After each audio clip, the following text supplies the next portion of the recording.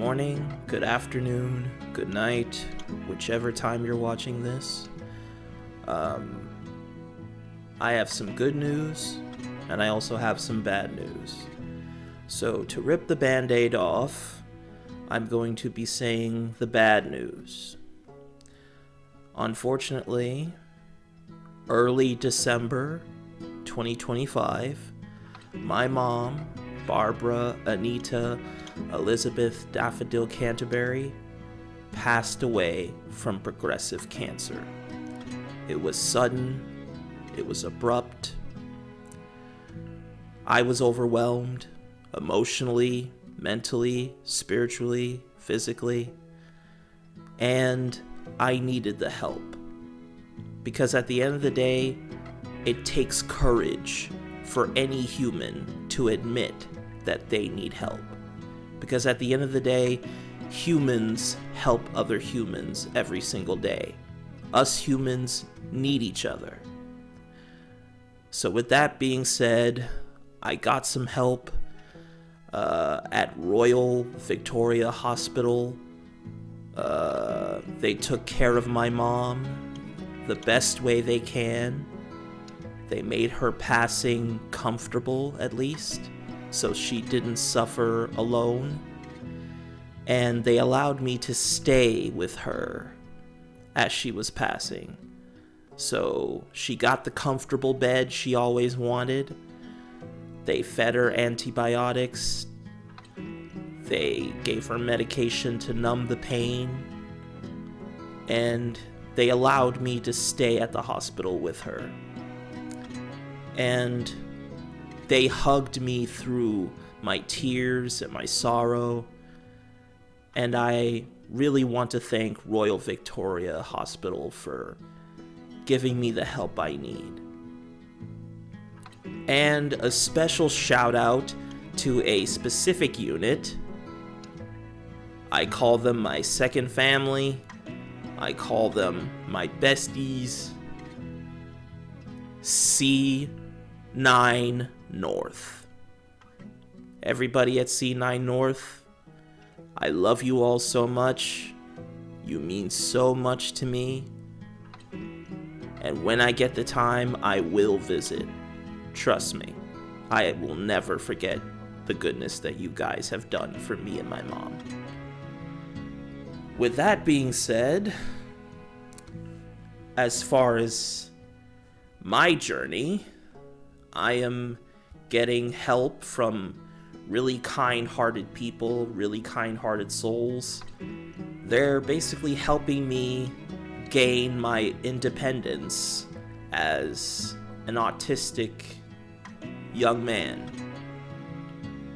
And yeah, I'm taking it step by step, one day at a time, learning things about myself and learning how to manage my new life, and finally doing this adulting thing.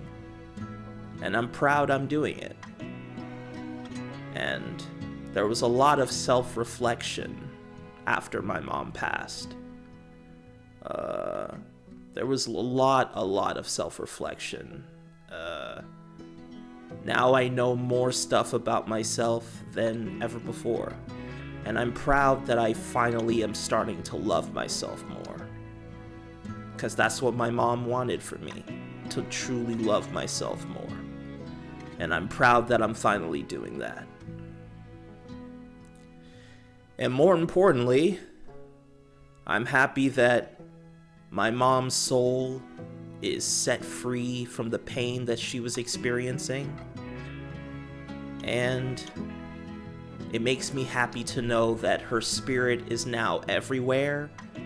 So it doesn't matter where I go, I know her spirit is always with me, hugging me, comforting me, and keeping me calm, relaxed, strong, positive, happy, goofy, fun, and just encouraging me to put in the work little by little. With that being said,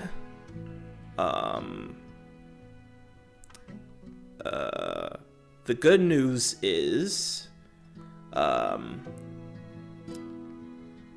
actually am starting to be in the process of finally getting my own place. And it's going to take some time, and it's going to take a lot of adjusting, but eventually I will get there. But for now, there's a lot of work to be done.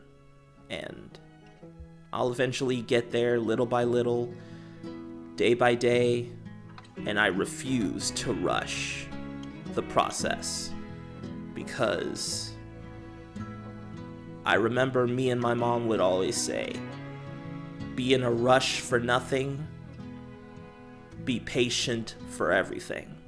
Because when we rush in life, it's easy to make mistakes. And the less mistakes I make, the better off I'll be. I prefer to look for progress. I prefer to look for solutions. I prefer to look for ways to make my situation better. I rather not look for unnecessary problems. I don't need unnecessary problems. But now, back to my loving mom, my sit-down comedian, as she calls herself on Facebook. Yeah, she was funny and just full of life. And I'm proud that God has blessed me with my mom. So, I took the time to write a eulogy at the bottom floor of the Royal Victoria Hospital. And it goes like this. My mom was a damn good woman. She was my manager, my cheerleader, and most of all, my best friend. And even though we had our disagreements and our arguments, we go right back to remembering the fact that we love each other, and the fact that we're all each other has. How I got a mom like her is beyond me. My dad wanted to abort me, but my mom said no. She saved my life from beginning to end. If her life was like poker, there would be a lot of royal flushes and some really bad cards in between. But there are 2 royal flushes that she got right. Me, Enoch Anderson Brooms, and my sister, Susan Eloise Cumbermack.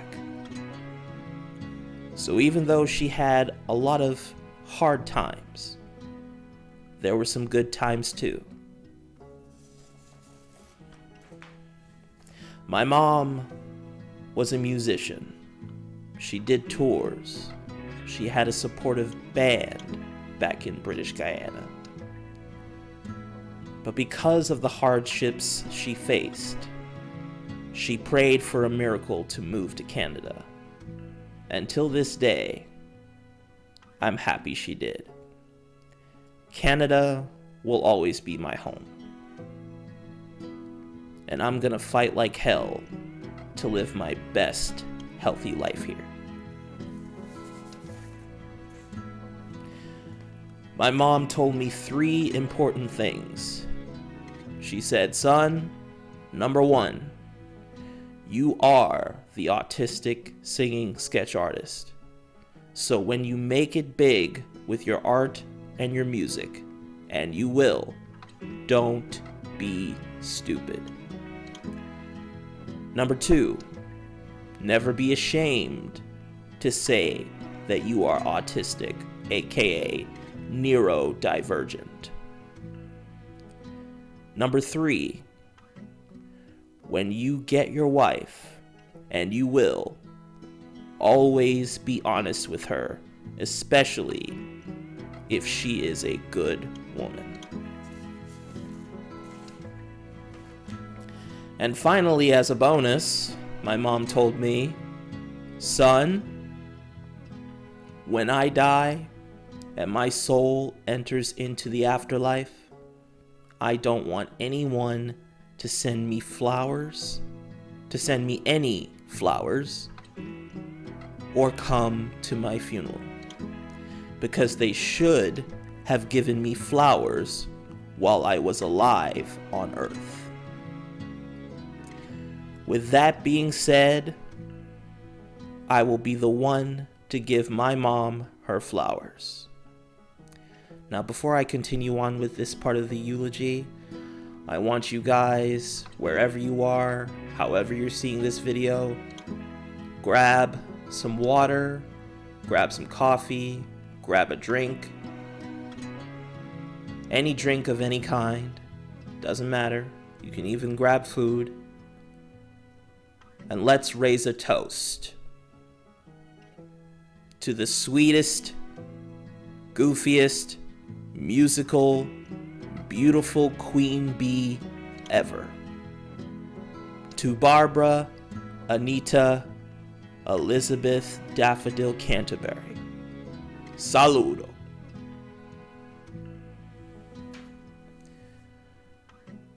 All right. With that being said, this is not a funeral. This is a celebration of a fantastic woman. This is a celebration of a strong woman. And this is a celebration of a legend. To you, Ma. I love you so much, Ma. And I know that your spirit will always be with me, guiding me to the right direction. And once I know that, I know I will be okay. Love you. Hope to see you again real soon when my time comes. Love you. I'll be days, but I can make it all up to you. And I'll count down the days, don't say that you wouldn't too. 'Cause I heard the rain as I felt you coming loose.